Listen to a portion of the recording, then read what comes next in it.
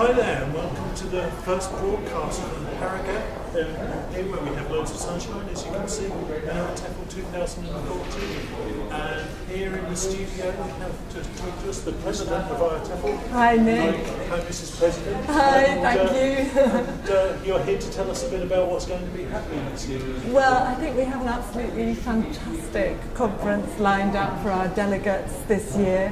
We have 5 world-class plenary speakers. We have over 500 talks, workshops, forums and signature events. And I'm also very proud and delighted of a number of innovative features that we've got this year. For example, we're having a slot tomorrow with our patron, David Crystal, Meet the Patron, so there'll be an opportunity for delegates to actually go and chat to him, get books autographed, talk to him about various questions that they may have. That will be at lunchtime and in the afternoon coffee break. We've also got some interesting new novel formats this year for sessions. One of the ones is open space format that is going to be led by Adrian Underhill, and that's an exciting new format for IATEFL, which has a kind of conventional format of sessions and talks, so it'll be interesting to see how that works.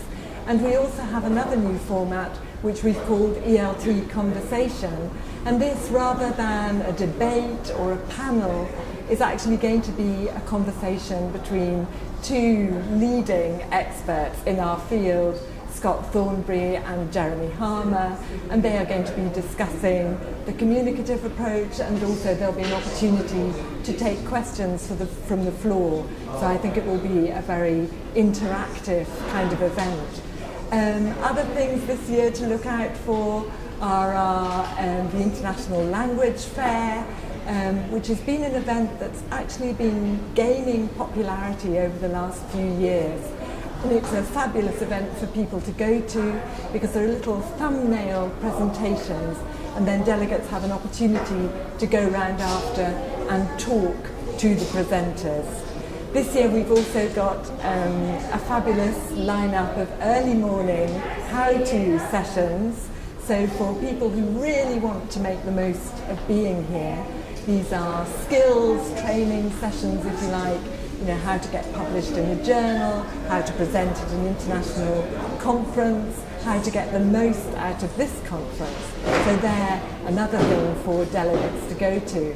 And I think the IATEFL evening programme has a wonderful reputation, actually. And this year we have many old favourites back. We have the quiz, we have open mic evening, we have by popular request again, Pachachka, and we also have a couple of innovative things this year. One is an evening session called World of Words, which will be an evening of poetry and writings, and the other is a play called Hard Times for Teachers, which I'm sure will resonate with many of our delegates. So I think we're going to be having a fantastic few days. And actually today we have our pre-conference events, and also, very importantly, our Associates Day, where I've spent quite a lot of this morning.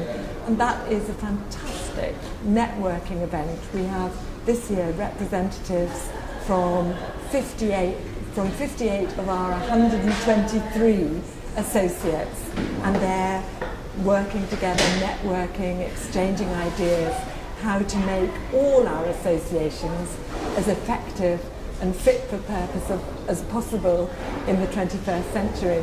So it's an incredibly busy few days, isn't it? Amazingly busy. But what is interesting to find out is how the rest of the year is shaped around that for IATEFL, because you do a lot of work throughout the year as well, obviously. Absolutely.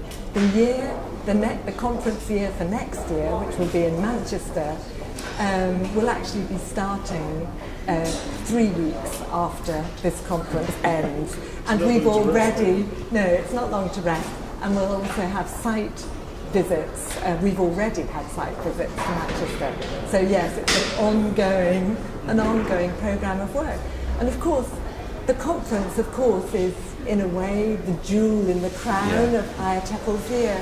But we mustn't forget also the massive amount of work that is also going on within IATEFL and within our 15 special interest groups, which are such vibrant specialist bodies in their own right and running these fantastic events today.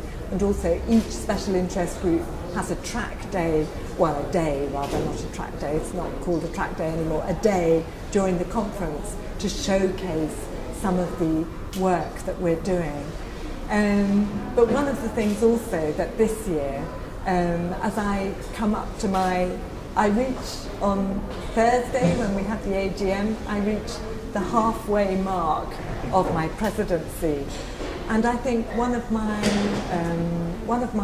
motivations when I took on this role was to really, if you like, to strengthen the I in IATEFL and to look at ways that we can deepen, extend, strengthen our relationship with our associates.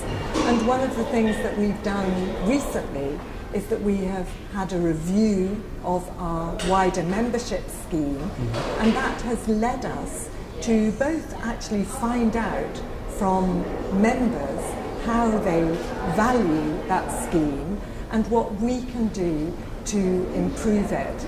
And this has led and is leading to a fabulous number of initiatives.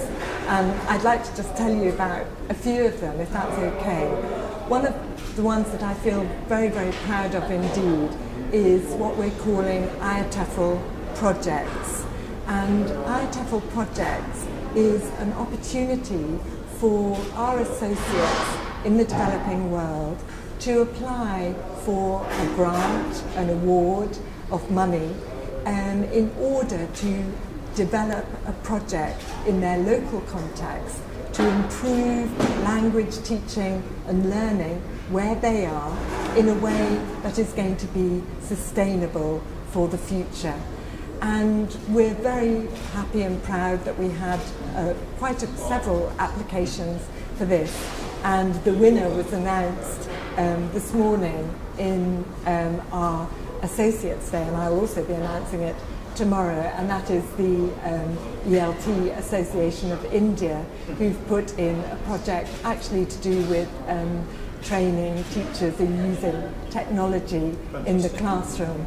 So that's really fantastic because it's allowing local initiatives to take place, run by local people for local people in their context. And go ahead. I was just going to ask. We're running out of time, okay. But if you just tell us a bit more about something else that you've been working on this year. I'd love to tell you a bit more. Yes, I would. If I can have a couple of minutes, I really would like that. Because we have recently, in the same kind of vein, we've entered a collaborative partnership with International House Trust, and this year, for the first time, we have awarded an International House Trust IATEFL Training Award, which is different from our IATEFL project, but has given associates, again within our wider membership scheme, the opportunity to apply for a training award up to 20 days of training in their local context. The couple of other things that we're doing, we're working with our associates and our volunteers to actually develop a leadership and management training program specifically aimed at volunteer leaders who work for IATEFL.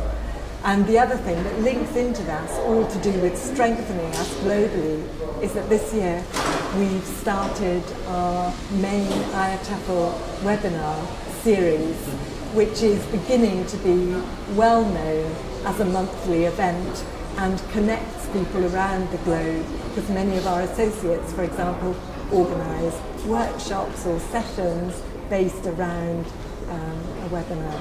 Great, so there's a lot going on, not just the conference. There's a lot going on. I'm sorry I've talked right. at great length about it. I'm very excited about it because I do feel that IATEFL is moving forward and developing in many, many ways. And it's wonderful to feel already the pulse and the buzz of this conference beginning to take place. Great. Well, thank you for taking time to come and speak to us, and I hope everything goes really well over the next few days. Thank you, Rob. Forward to seeing you again. Yeah, it's been a pleasure. Thanks. Okay, bye then. Bye. We'll be back very shortly, Nick and I, with another presenter, Kirsty.